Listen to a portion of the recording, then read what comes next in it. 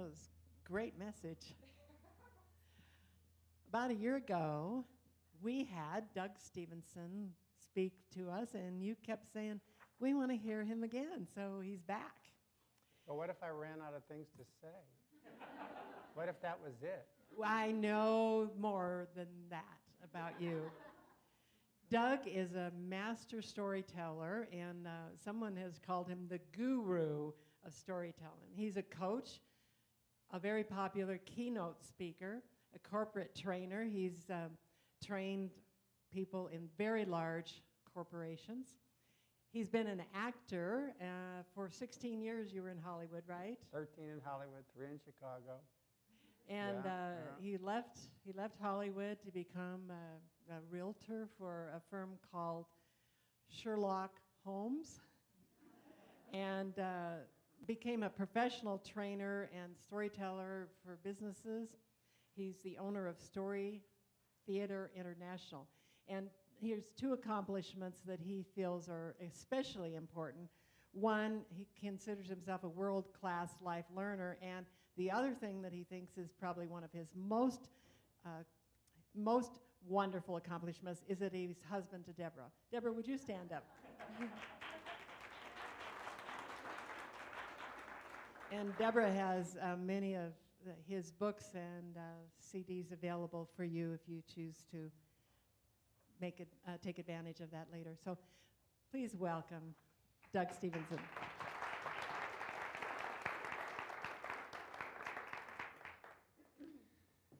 What's the story that you have about who you are and what you can accomplish and where you can go in life? Is it fact or fiction? I grew up telling this story, that when I'd come home from lunch in elementary school, I would either go to my mom's house or Ricky Anderson's house. They split it between the two. We'd alternate between the two. And when I'd come home and my mom would make lunch, she'd make me jelly and mayonnaise sandwiches.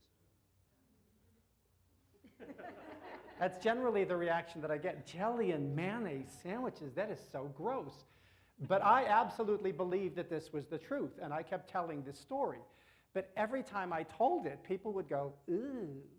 And so I thought, that's interesting. Maybe I'll ask my sister the next time I see her. So I asked my sister, do you remember jelly and mayonnaise sandwiches? Ooh. And she freaked out, and I thought, this is getting really weird. And so then I went to visit my mom. And I said, Mom, do you remember making jelly and mayonnaise sandwiches? And she went, ooh, why would I do that?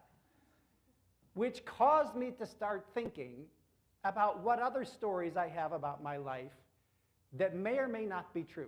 Now, I don't know if I actually had jelly and mayonnaise sandwiches at Ricky Anderson's house or if I made them for myself, but it really doesn't matter. The question is, what's true? What's true about my past that I interpreted? What about those events that happened that I made something up about them? For instance, when I was born, I had a cyst growing at the bronchial tube.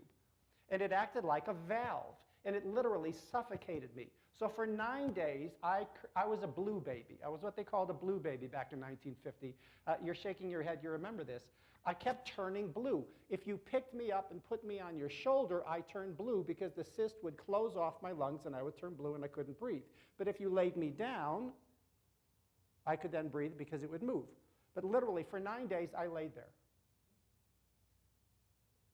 sucking as much air as I could into my lungs because I was basically suffocating to death for 9 days. I could not breathe. I did not make a sound. I did not cry. My mom knew something was wrong. At 9 days old, they finally figured out, we better take him to the hospital. They rushed me into the emergency room. They removed the cyst. They removed part of my lung. And I have been making noise ever since.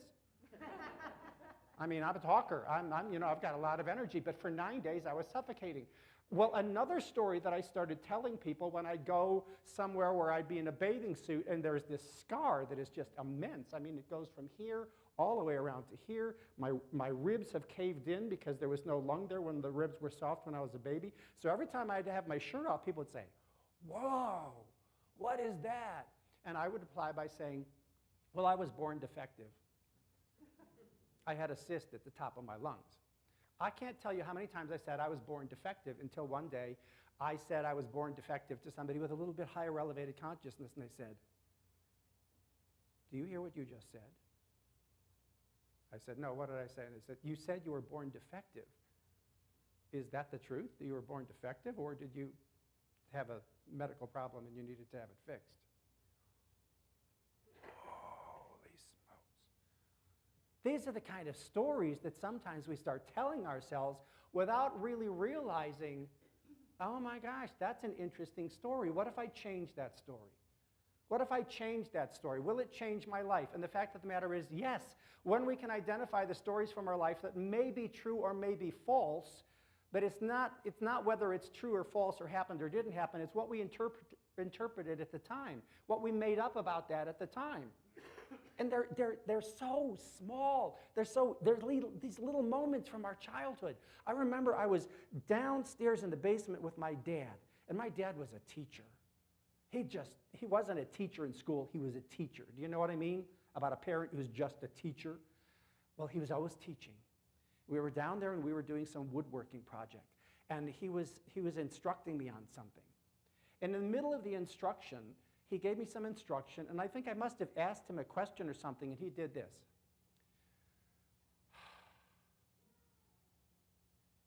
You know what I did with that?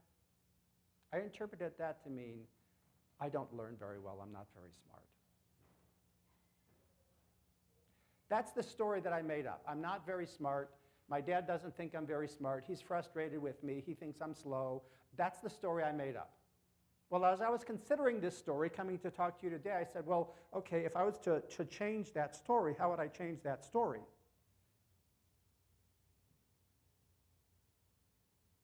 What if my dad had a really couple of rough days at work?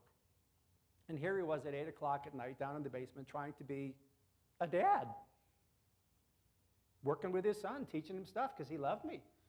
And he wanted to teach me stuff, and he loved spending time with me in the workshop and teaching me woodworking stuff. What if he was just exhausted, and right at that moment when I asked a question that I must have thought was a stupid question, he just was like, whew. And then he went on and he continued with me, but his little sigh had nothing to do with me. And so when I changed the story, it's like, oh, he was tired. He was just exhausted. He was just taking a breath, and then we continued on with the instruction. It had nothing to do with me. I was fine. I'm not a doofus. But what do we do with that stuff? What do we do with it? What do we make up? How do we interpret that to mean? So I've come up with something that I call red light stories and green light stories. Red light stories are the stories that you have made up about yourself based on something that happened in your past that stop you from being able to move forward and take advantage of the unlimited possibilities in life. Because do you believe that there are unlimited possibilities in life? Say yes. Yes. You better. Because there are. In science of mind, we recognize that God is infinite. God has got no limitations, and we are a manifestation of God. We have a higher calling. We have a higher calling in life to serve life at a higher level. How can we serve life at a higher level? How can we serve other people at a higher level if we're running around with a belief that says, well, my dad thinks I'm stupid, and therefore I'm stupid, and I can't pick things up very fast? Do you think that's a red light or a green light story? That's a red light story because it's like, well, I'm stupid. I just don't pick things up. So I better not apply for this job because I'm going to fail. Or I better not try and do this because I'll fail. So it's a red light story. It literally stops me as long as I hold on to that belief, as long as I hold on to that story about myself based on an interpretation that an 8-year-old made. Oh my gosh, how many of you in this room are 8? I don't see any 8-year-olds in the room, but how many of us live our life based on a decision that we made out of an 8-year-old consciousness? This is ridiculous. Lindsay's raising her hand. Is she the only one? Do I have any other hands? Show of hands. Like, isn't it true? So what story do you have about yourself based on a moment in your childhood that may or may not be true? Fact or fiction, truth or consequences, right? It's not necessarily true.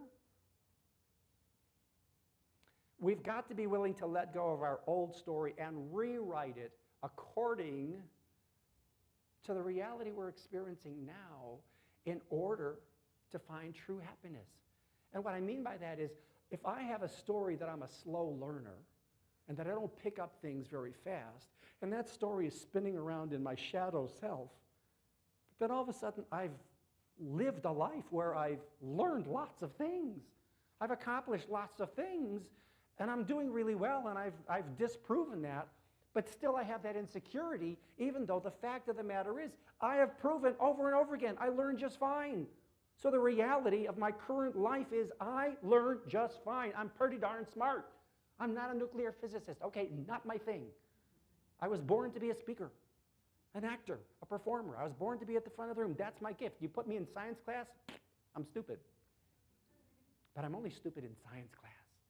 You give me calculus, I'm not very good. You give me Shakespeare, yeah, baby. Right? So we have an area where we excel and an area where we don't, but we carry this story over into everything, into just everything. I had a story before I ever came to this Church of Religious Science in Colorado Springs, and that story was, I don't do church. That was my story. I don't do church. I got burned.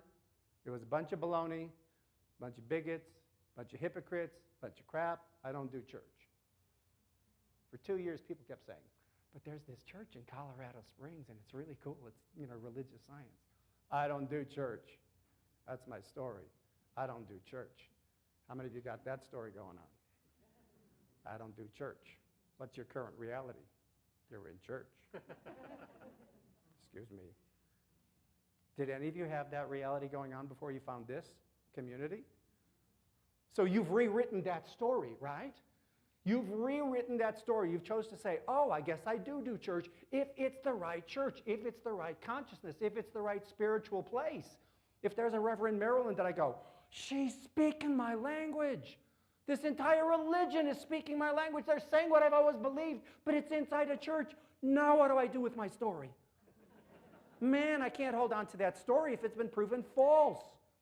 But this is what we do. We get stuck in the story, and it prevents us from moving forward and having the life of our dreams and serving life at a higher consciousness.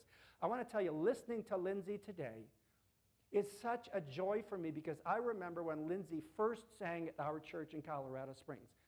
Elementary school teacher, but she's thinking, I like to sing, and I like to write songs, and I want to change my story. I want to be a singer. I want to do that. And I remember the first couple times you sang, and there was like this tentativeness to it. Because you're like, I want to do this, and I have a voice, but boy, am I scared. Because there was some fear, some nervousness, some tension. It's a big story. It's a big story, isn't it? To change that story by